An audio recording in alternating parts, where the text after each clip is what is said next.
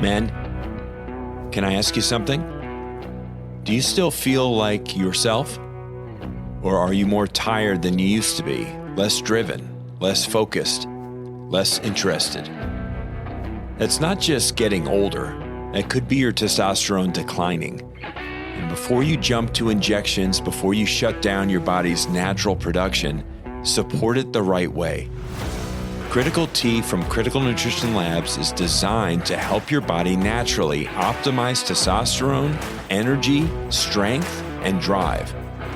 Go to criticalnutritionlabs.com/SBD and use code STRONGMEN25 for 25% off your order. Reclaim your edge. Right, you need the training, you need the nutrition, you need the mindset, you need the lifestyle, like you need it all. But if we're going to build from scratch, let's start with exercise. Like, don't worry about your nutrition, don't worry about your bad habits. Let's start with exercise first. Let's get that done. And I mean, even if it's like, depending on their fitness level, it might be going for a walk. Like that could be step one. Like a little addition to your lifestyle, but it's not overhauling or changing everything else you're doing. It's just, okay, I'm going to add in this hour of exercise 3 days a week. Once you've started doing that for a few weeks, the next thing you know is like, well, I just worked out for an hour. I don't want to ruin that by eating a whole bunch of junk food. So like you start looking for motivation to follow it up with better eating habits. We believe that you are strong by design, and you were made in God's image to have a strong body, mind, and spirit. You're listening to the #1 strength and health authority podcast in the world. So let's get ready to unlock your potential and transform your life in today's episode.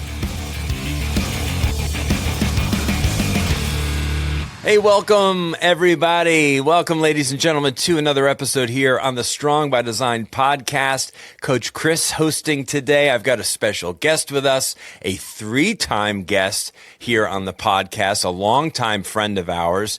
Probably I'm not trying to age you or anything, Lee, but you might be the oldest friend that we've got in terms of, you and Mike started at the same time doing the same thing. And that's a funny old story. So I would like for our listeners, after they listen to today's episode, to go back and listen to some previous episodes of Lee to get to know him even better. Episode 51, Lee and I, this would have been like the first or second year of the show. Episode 51, Men Over 40 Lifestyle Hacks. Fun conversation. He was here in the building. I think he was down in Florida visiting, and we had him here. And then a few years later, right before COVID hit, we were just talking about this, episode 108, he was back in the building with Mike, and they talked about, the name of the episode is The OGs of the Internet. So just simply because Lee and Mike were both doing bench press programming way back, 99, 2000, 2001, and kind of in competition with each other for that market, which is very, very funny. Go back and listen to those old episodes if you would. Now, at least someone who's been in this industry, as I said, for a very long time, just like Critical Bench, he's built one of the most respected brands in the bodybuilding space. He's educated literally hundreds of thousands of lifters through YouTube and his programming. It's total fitness bodybuilding. He's helped guys not just build muscle, but really understand how their bodies work, which is exactly what I've been trying to do since I came online years and years ago, and what I was doing for 15 years before I was online. What I respect most, I think, about Lee is that he bridges the old school bodybuilding principles with really smart, sustainable training habits, especially for the guys over 40. He's not about the gimmicks. He's about the fundamentals. He's about consistency, doing things the right way, especially as we get older. We have to get even more vigilant as we get older with how we try to build muscle and how we try to take care of ourselves. And that's what we're diving in today. So today is about you guys over 40 who are training hard and they're eating pretty well, but they're dealing with issues. Like their training doesn't seem to work the same way. They're not getting the same results they were getting when they were younger. Maybe they're dealing with some brain fog, some stubborn belly fat. They have joint pain like they've never had before, right? They're not recovering as fast or as well, poor recovery habits. And they think it's just aging. But what if it's not just aging? So today we're going to be talking about what I like to call the inflammation triangle. It's the connection between your gut health, your brain health, and muscle building, and why you can't build a strong, capable body if your system's messed up. And it kind of starts with the gut if it's inflamed. So we're going to be talking about workouts that have stopped working for you, how digestion impacts recovery, why stress is maybe crushing your gains, and how strength training, if done properly, can be one of the most powerful anti-aging tools that you have. So Lee, my good brother, it's so awesome to have you back on the show, and I'm just excited to talk with you today. Well, thanks for that introduction, Chris. You've summed it up beautifully. Yeah, we're done here, I think. Yeah, done. Podcast done. No, I thought it was great, but it really puts into perspective, the full circle of how long we've been around this game. I mean, I know myself and Mike, we were chatting about it when we did the previous podcast. Like, that's 6 years ago now.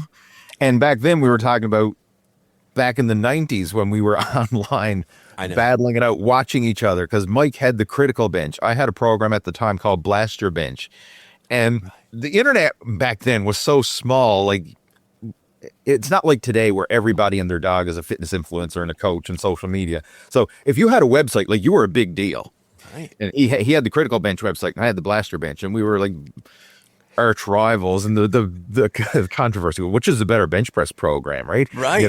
I mean, you guys were kind of, I remember the story, you've talked about this before, we could do the quick version of it, but there was going to be an opportunity for you guys to kind of be together, right? At some kind of, workshop event or some event, right? And you guys were both kind of like puffing your chest a little bit, kind of like, there's my competitor. But then what actually happened?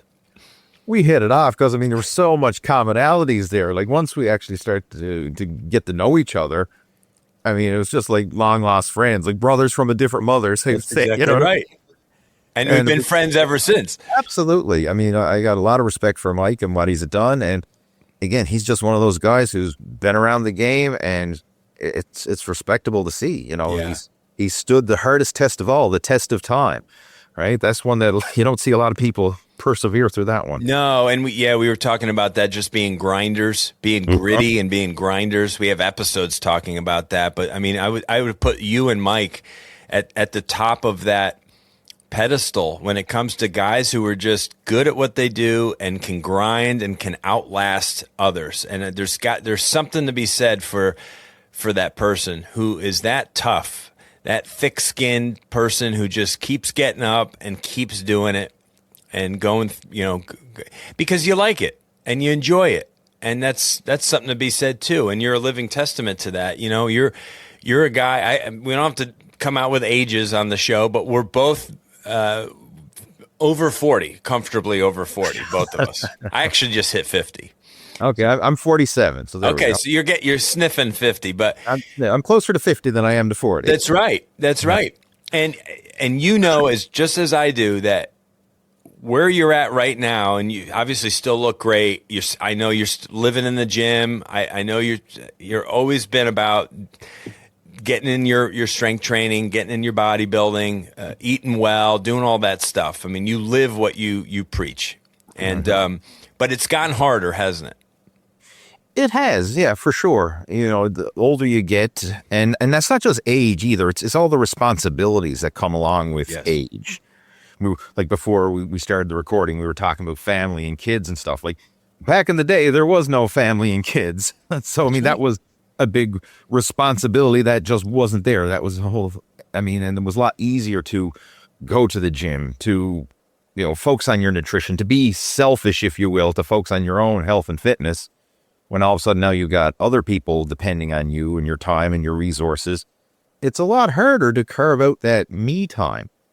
And I find a lot of guys too, they find it hard to justify it because they think, like, I'm the provider. I got to take care of the family. I got to put a roof over the head, food on the table. And then thinking of, me going to the gym for an hour or two, like, that's selfish, right. When in reality, we have to reframe it and think, no, that's allowing you to become the strongest version of yourself so that you can then be a better provider, a better father, be more present with your family.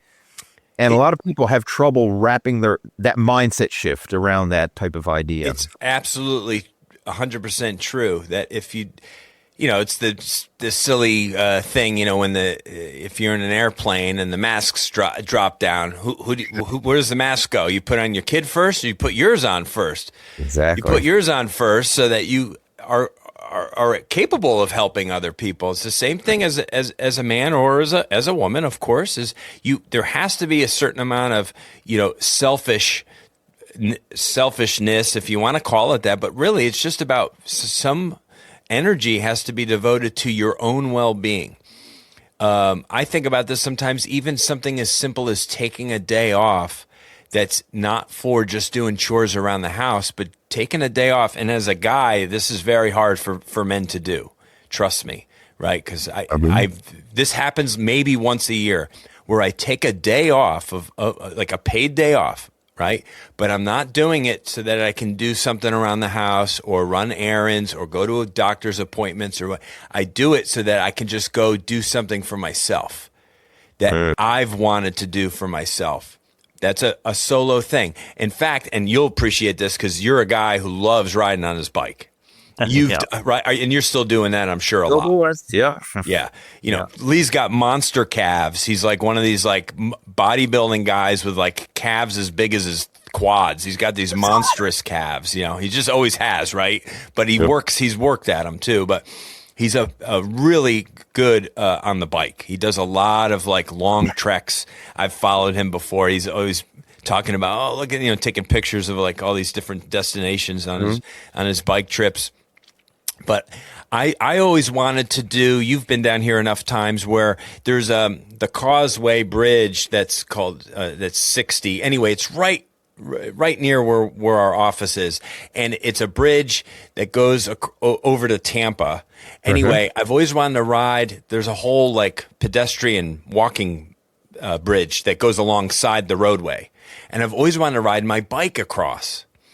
And it's like, I forget how many miles it is. It's like 6, 7, 8 miles, somewhere around there. And I've always wanted to ride my bike or over and back. And I've never like made the time to do it. And I did it last year. And my ass was hurting afterwards because that was like an hour and a half of riding, which for me, that was a long time because I usually don't ride for an hour and a half.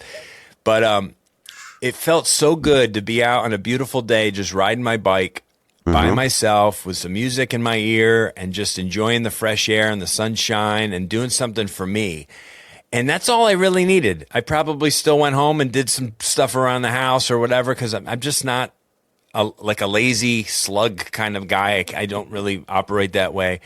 But it felt good to just do some activity for my soul that I'd been thinking about but never getting to. And I think that's an important thing for us guys and for guys listening. And if you're maybe a wife listening, right?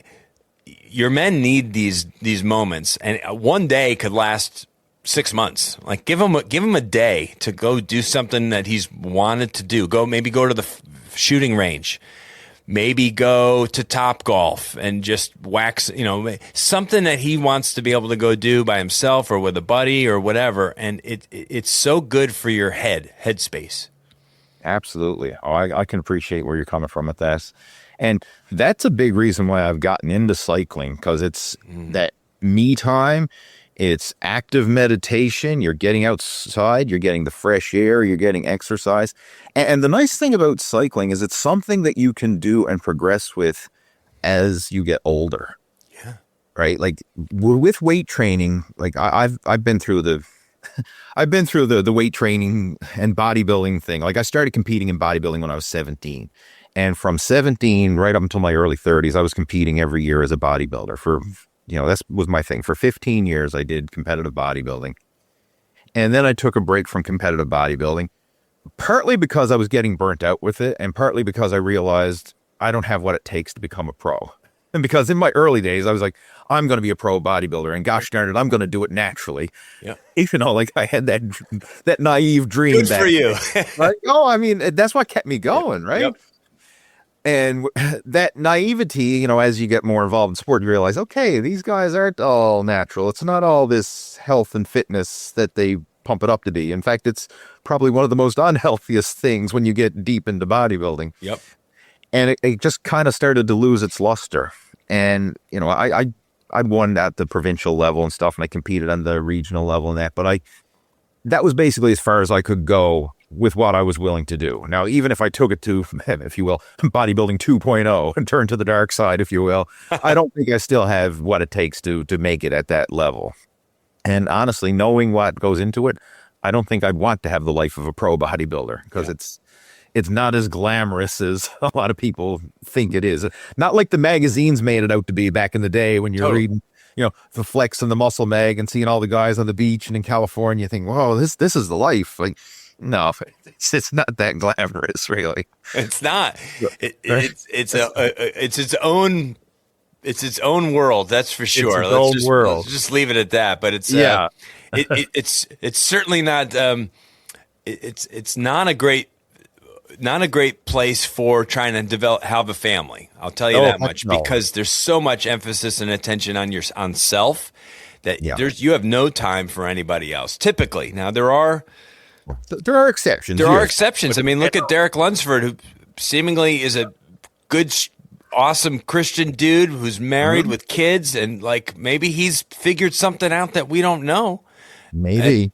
You know, Mr. Olympia himself, you know, who knows? I don't know. He's local, actually. I got to try and get him on the show.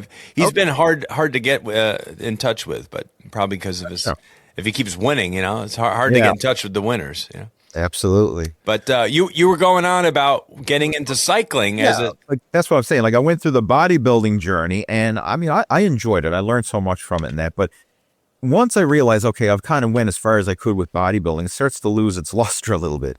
And that's when I really got involved with cycling. Now, I always rode my bike, even as a competitive bodybuilder. Like, that was a lot of my pre-contest cardio, was going for bike rides. But I wasn't serious about it. Like, I didn't track my rides. I didn't know anything about power to weight ratio and all the fancy stuff in cycling. I didn't know anything. I just rode my bike for fun. I guess kind of like most people do. Right. But in recent years, I really started to get into it, and even started competing in some local cycling races, doing a lot of the local sportif rides, and even, you know, won my division at several local races, right? So, I mean, like last year, I won my division at our provincial road racing championships. And I'm even now part of the team that helps to organize the provincial road races now. So, like, awesome. I'm really gotten into it. And the thing about cycling is it's something that you can progress and do even in your 40s, 50s, and beyond. And some of the best endurance feats we're seeing now, like especially like ultra endurance, is by people in their 40s and 50s. And I think a lot of it has to do with that grit, that determination, that being able to stick to something for a long time. That a lot of younger people haven't really built that skill yet. Yeah. Focus, you know, especially in our social media age where we can't even watch a video for, you know, scroll. Our attention span is like a goldfish. It's just so ridiculous how short it is. And I think to be able to focus on a single task for a prolonged period of time, I mean, that's a superpower nowadays. It is. It is a genuine superpower. I agree. And I still love going out. You know this building, you've been in it several times. I go outside this door and I have a nice big gym that's just there waiting for me every single day. And I still enjoy moving weights around. Yeah. And you know, trying to do different stuff. You know, we have a turf area. I like to get on there and move fast, or try to move fast. I mean, at my age, but try to be athletic and dynamic and pick up the kettlebells and the dumbbells and the barbells. And it still brings me joy as much as it's hard work. I realize what the purpose of why I'm doing it, but I love how I feel after it. It's a feeling of accomplishment. It's an energy giver. It's not an energy taker, as a lot of people think. Like, oh, you know, and you've been there. You go out sometimes knowing you got to get your workout in. You're not really into it. But once you start moving, the energy seems to come from somewhere. And then you get into a groove and you feel great. And then you feel even better after the workout.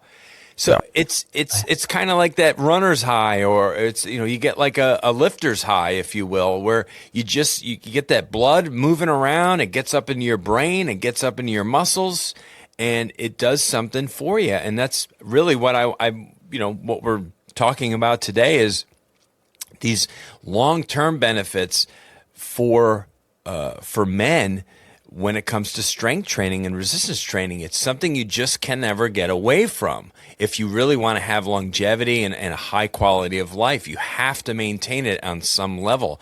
But what I want to talk about prior to that is in order to function at a good level in the gym, like Lee does cycling, if you're going to push yourself with performance, you have to be dialed in with the nutritional side of things, right? You have to be doing things right in other areas of your life, which is even harder for people, right? Maybe the workout's the easy thing. Like, I could work out at 30 to 60 minutes a day. I look forward to that. That's fun. That's easy.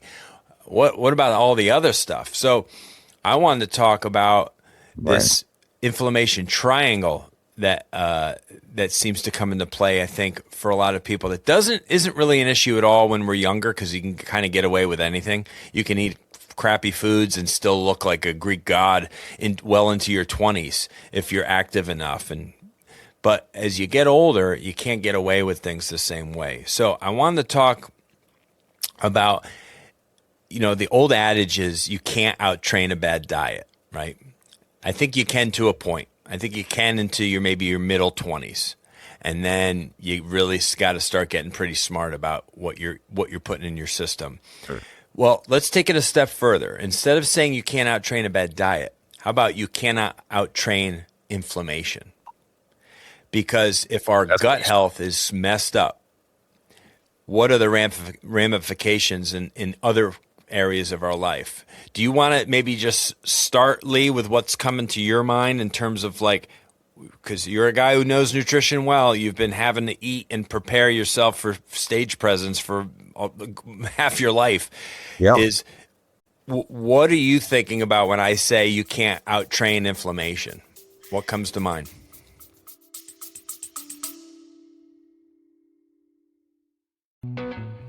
Look in the mirror for a second.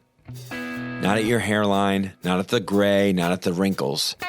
Look at your energy. Look at your drive. Look at the fire. If you're being honest, is it the same? A lot of men don't realize what's happening. They're tired earlier, workouts feel heavier, motivation feels forced, and patience gets thinner. They think maybe this is just aging, or worse, they jump straight to injections. But before you go medical, before you commit to shutting down your body's natural production, ask a better question. Have I done everything I can to naturally support my testosterone? Critical T from Critical Nutrition Labs was built for that exact reason. It's designed to help your body optimize its own testosterone levels, supporting strength, energy, performance, and drive. Because this isn't just about hormones, it's about leadership, confidence, vitality, being strong for the people who depend on you.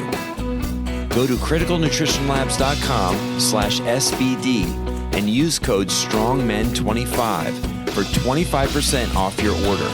Don't accept decline. Take control.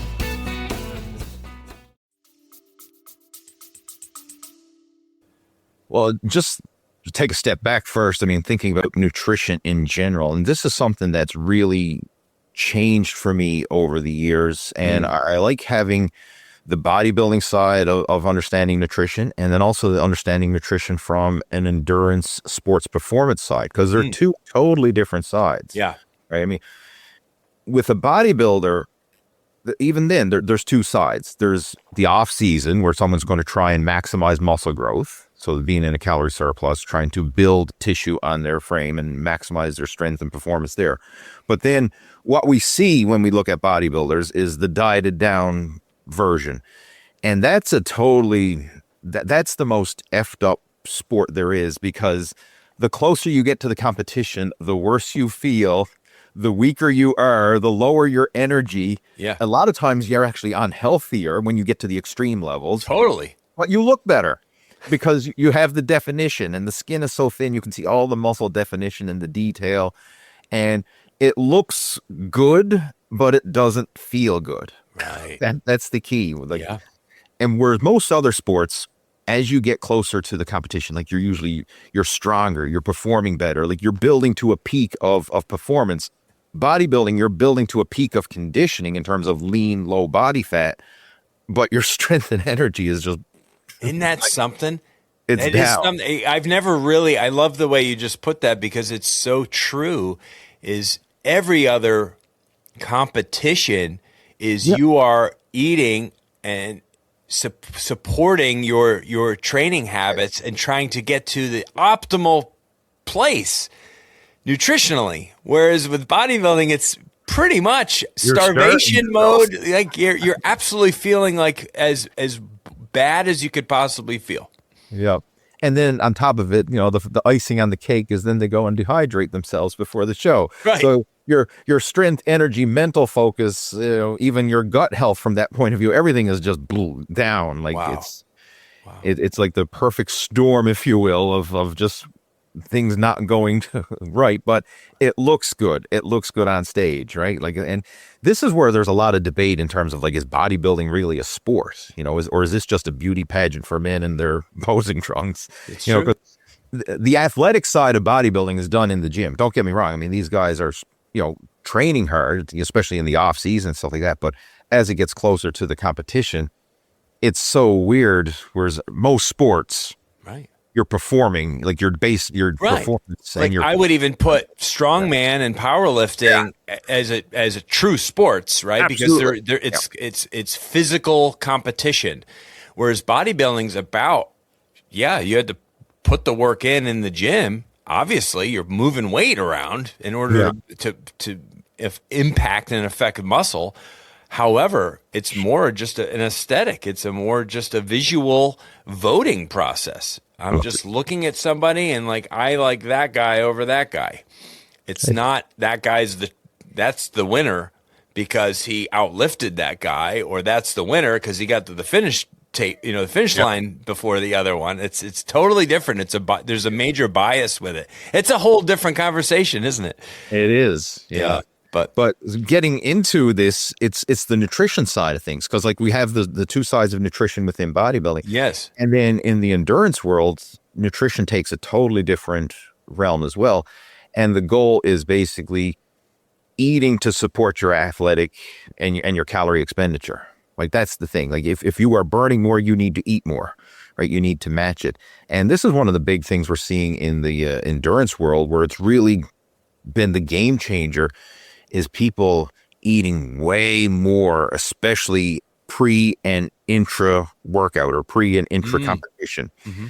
Like the common thing now for endurance athletes is to consume 100 grams of carbs per hour of activity. Oh, wow. So like if you think like a Tour de France cyclist, okay, they're running a stage, they're doing a stage in the Tour de France, let's say it's 6 hours, they're consuming at least 600 grams of carbs during that stage.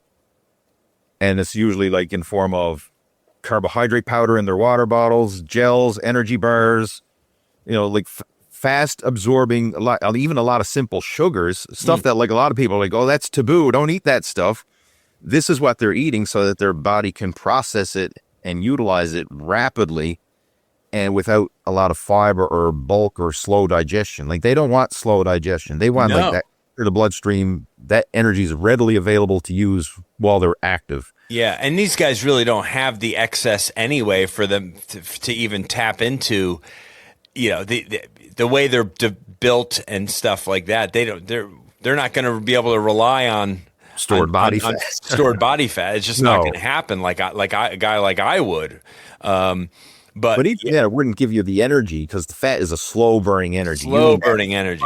Absorbing, the carbs are your high octane fuel source.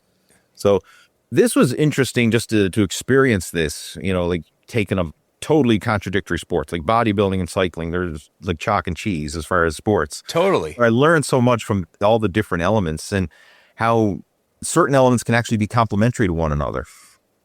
Right. But that's one thing, like the nutrition side in the endurance world is totally different than it is in the bodybuilding world. And then in the bodybuilding world, you have the two sides, the building phase and then the cutting phase. Right. And those are totally different. So like there's a broad spectrum of what could be good nutrition depending on who you're talking to and where you are.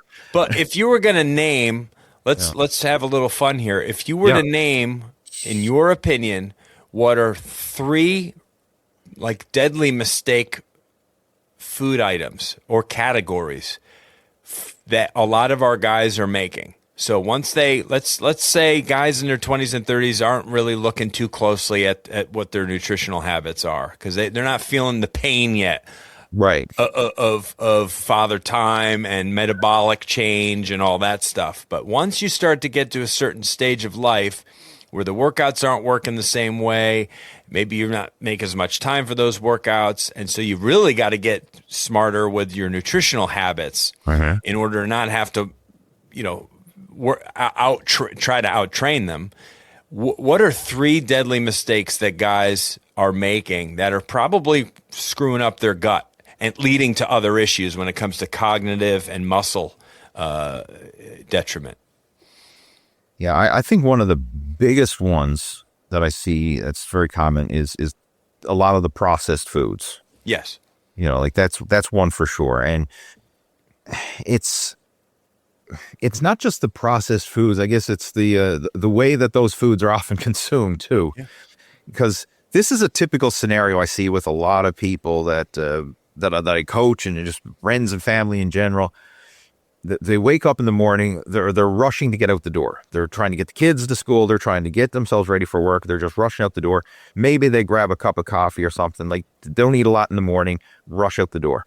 And then throughout the day, they might pick on something like, hey, I'll grab something from the vending machine. Oh, I'll grab a coffee and a donut from the donut shop or whatever. Yeah. Some little minor stuff throughout the day. And then in the evening, once they come home, okay, now it's time to relax. Big family dinner, whatever the wife makes. Like I say, well, what do you eat? Whatever the wife makes. Okay, well, that's the meal plan, right? Right. And then after dinner, what do? Then they're sitting down and, I got the munchies, right? I'm going to have some chips. I'm going to have some dessert. I'm going to have some cake or ice cream. Cookies, yeah. Whatever. And they're eating all this, very often sipping on some alcoholic beverages along with it. Yes. And then that just creates this big massive lump of calories in the evening, usually not the best quality of calories, not the good quality nutrition. And then they wake up the next morning, their body is still digesting all that crap that they ate the night before. So they're not even hungry the next morning. So they get up and they grab a cup of coffee and they rush out the door and they start the whole cycle all over again. So it's not getting a lot of good quality nutrition early in the day and then just a lump of, some good, some junk in the evening. Sure. But it's this massive lump of food in the evening, and I just find that it's... And the snacking ends up always being processed food snacking. It's one thing if they were snacking on, like today, my wife, I have my container right here. I was finishing it as we were talking, I think. She loaded it with some strawberries, some raspberries, and blueberries, and I had that with my protein shake. I like to eat for breakfast when I can. I just didn't have the eggs to grab this morning, so I ended up with my protein shake. But it's a high quality protein. It's got some creatine in it. I put a little bit of coffee in it, a little bit of milk, ice, and it's very satisfying. It's lower calorie, high protein, and I got some good berries. Now, it's not ideal, but it's better than a lot of people. Sure. And I usually would rather have to have a shake like that, like post-workout, and start my day with real food, like something egg-based. But it's the processed snacking. If people just would snack on fruits or vegetables or things like that, no one's getting obese and out of shape snacking on berries, apple slices, and peppers and stuff. You know what I mean? But it's the chips and the crackers and the cookies and the ice creams and the bowls of cereal and all that stuff. That's what we gravitate to fill the gaps at the end of the day. We've had our decent dinner that our wife made. Whatever it was, had protein and fat and carbs and whatever. It was pretty complimentary food. But then we sat there after 8 o'clock and we were still kind of hungry, reeling from the whole day of barely eating and just having sugary drinks and sugary treats to kind of get us through the day. Now we want to munch on more stuff. And And and if you do that once in a while, it's not a big deal. If you're doing that nightly, after a few years, it's real hard to escape. Oh, that will wreak a havoc on your gut, and not just your gut, but just your whole mental focus and your motivation. Like it's so easy once you get into that slump to just let that carry over. Yeah. I mean, it's motivation can work both ways. Like once you get on track with a good diet and exercise routine, you want to keep going because it feels good, and you want to keep that positive momentum moving. Yep. But then once you fall off track, and he's like, I didn't go to the gym last week. I don't know. I'm too tired. I'll start again on Monday. And you make all these little in the moment excuses. You can stay stuck in that rut for so long. And same with the nutrition. Like, well, we still got half a tub of ice cream in the freezer. I'll finish that off. I still got the half that big family sized bag of potato chips. Well, I got to finish those off. And well, once all the junk food's gone, then I'm going to start my diet. But it's a lot easier to buy more junk food to replace what you just finished off than it is to start the diet. Oh my gosh, you're so right. And that's where people's minds go. Actually, we stopped buying ice cream at the house. Good. Months ago, if we want ice cream, we'll go out for ice cream. There you go. On the weekend, we'll go get a cone. There's a nice ice cream joint. We just went a couple weeks ago, my wife and my daughter, and we went and got a nice little waffle cone with a scoop of good ice cream in it, walked around, had that. I'm good. I can go a couple weeks. I don't need to have a treat like that again. We definitely don't need it at the house. I don't want cookies at my house. I don't want that stuff there. And my kids will have access to that stuff. They go to school.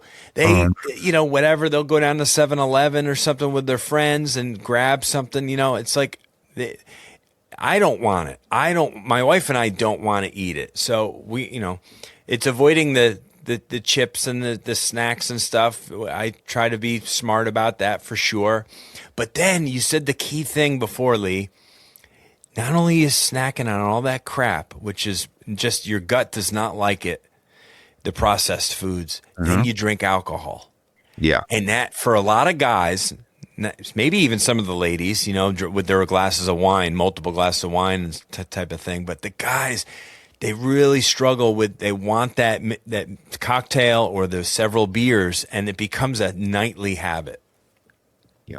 And it's one of those things where you're expected to do it. Like, hey, you're going to go out and have beers with the boys, or, I like a good bourbon, or I like, good scotch or whatever. Like it's kind of like that.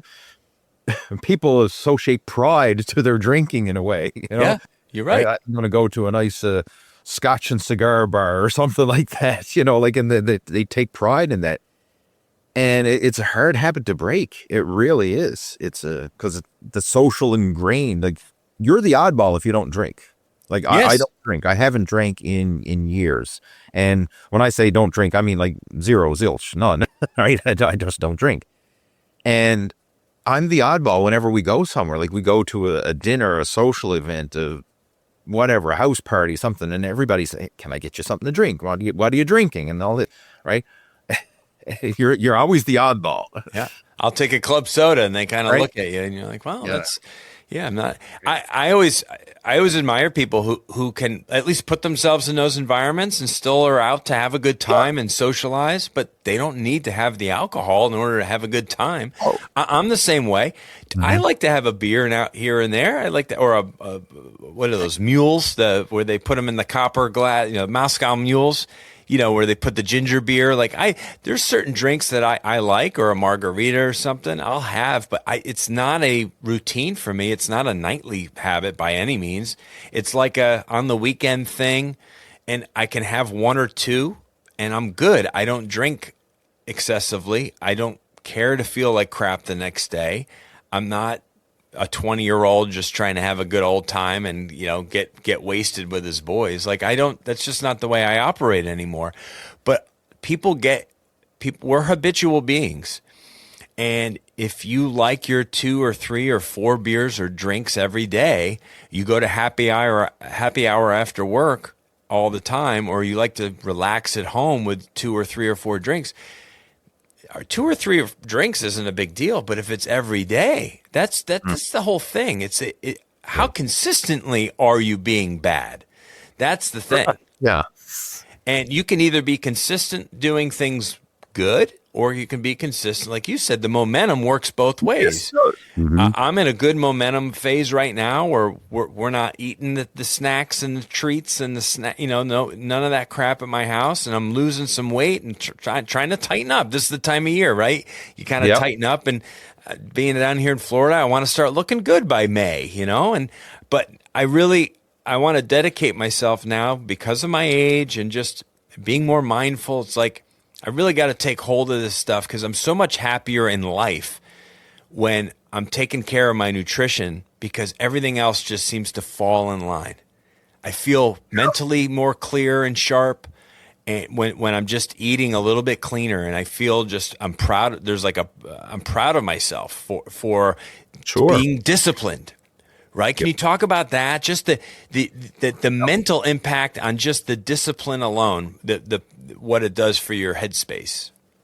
Yeah, and I'm glad you brought that up. And the way I always like to look at things in the order of priority, because a lot of times people say, like, what's more important, diet or exercise, and all this kind of stuff.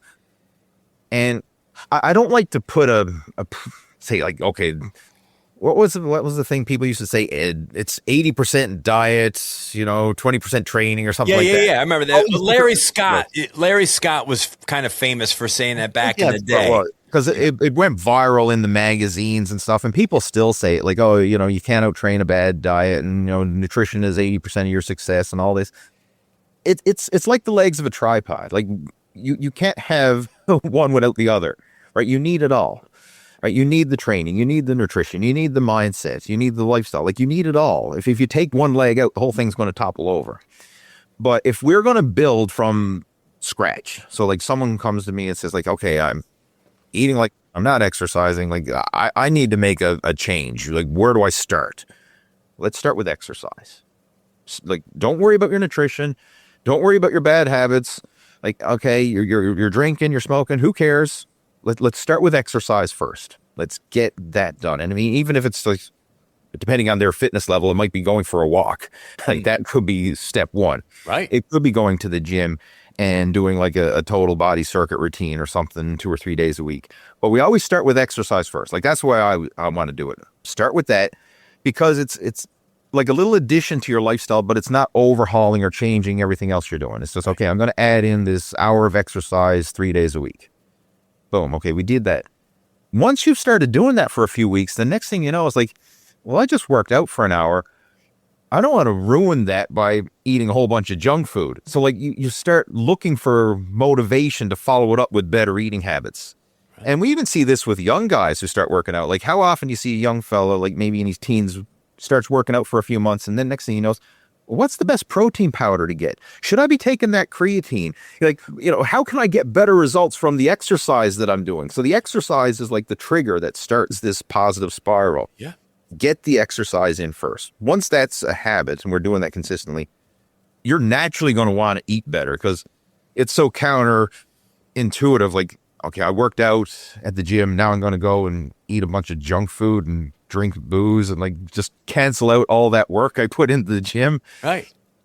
It'll automatically kind of make you want to make better choices. Yes. And then once you have that motivation, then let's start making better choices, like breaking it down. And of course, the alcohol is a big one. Of all the coaching students that I've worked with over the years, if there's one commonality between the success stories, it's either drastically reducing alcohol or giving it up entirely. Wow. And most of the super success stories, like the before and afters that you see online, like whoa, look at that, they've stopped the alcohol entirely. Wow. I remember in college, my college roommate, he's a few years older than me. He had come out of the Marines, and he moved into the house I lived in with my brothers, and we worked out together religiously, every week, multiple days a week. We were really into working out, but we did like drinking our beer. I'm 18, 19, 20 years old, in college. And, but every year, multiple years he did this. He would take a break in January because of the debauchery in November and December, So he would say, I'm not drinking for the whole month of January. I'm taking a break. He would lose, Lee, 25 to 30 pounds just because he wasn't drinking beer. he didn't change anything else. Now, maybe was he adjusting his diet or what? Maybe there was some less bad meal choices because he wasn't drinking. That could certainly be the case. So extra calories weren't coming in because they were induced from all the drunken stupor nights, you know. But he would lose 25 to 30 pounds. And this was multiple times. I remember that happening from just stopping drinking. And it's amazing we don't consider the caloric intake with our liquids the same way we do with our food. That's a lot. I mean, it doesn't surprise me that he's losing weight, but it's surprising that, that much, really? Yeah, that much. I mean, just in 1 month, he would lose that much. Obviously, a lot of bloat and all that crap is part of it, water weight. But it doesn't surprise me, and because there's several factors going on when you drink alcohol. First off, alcohol, it's a toxin to the system. So when alcohol's in your system, that takes priority over everything else. So you're not burning the calories you consume normally when there's alcohol in your system. That takes priority. So the food you eat, that's getting put into storage mode while your body's metabolizing alcohol. Even when you're exercising, your body's metabolizing the alcohol first, right? It has to break that down to 0 blood alcohol before you're going to start digesting your food properly, before you're going to start tapping into stored body fat. Wow. So when there's alcohol in your system, the fat burning, the brakes are put on. Nothing's getting burnt, right? Alcohol has to get metabolized first. Once that happens, then you can return to normal fat burning, normal metabolic function. But it takes priority. And again, the big thing that you mentioned there, and this is probably a big reason why your friend would lose so much weight, is when we're drinking, we tend not to make the best food choices. How often have you ever seen someone go out, night out with the boys, drink a few beers, and then say, hey, let's go for a salad afterward, guys? Not happening.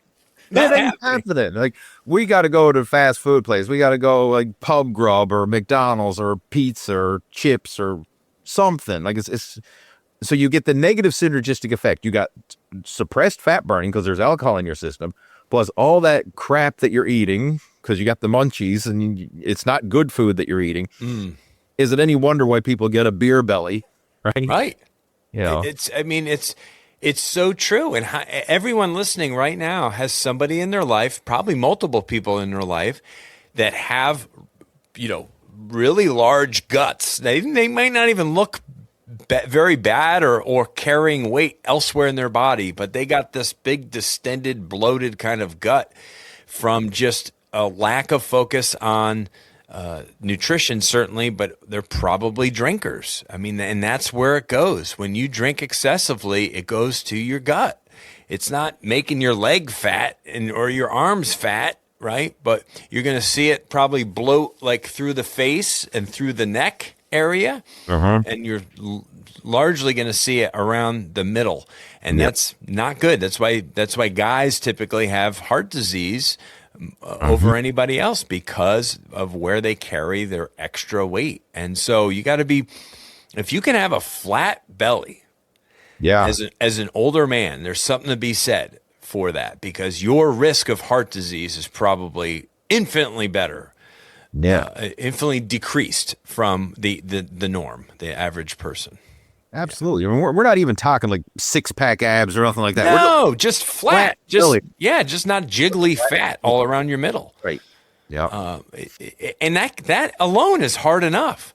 I'm 6-pack abs. I've given up on that more than just about anything else. That's like playing a lotto ticket for me. Yeah. I'm not looking for 6-pack abs at this point. But it does feel good when you put on clothes or you tuck in a shirt or you bend over to tie your shoes, that you're not out of breath. And how many guys do you see, they can't even perform normal functions, normal mobility and motions, that, getting in and out of a vehicle or bending over to pick something up or bending over to tie their shoes. Their belly's in the way. That's got to be an indicator of, okay, I need to start doing something here for myself, because and there are easy ways to do it. You just have to start assessing and reflecting a little bit on, where am I going wrong? Make a little list of probably some of these bad habits that we have listed out during our conversation here, and start to see what you can omit. If you're enjoying this conversation, be sure to come back for part 2 of our discussion with Lee Hayward in the next episode of Strong by Design. Make sure you're subscribed so you don't miss it. And if you found this episode helpful, leave us a quick review and share it with someone who's on their own journey to living strong by design.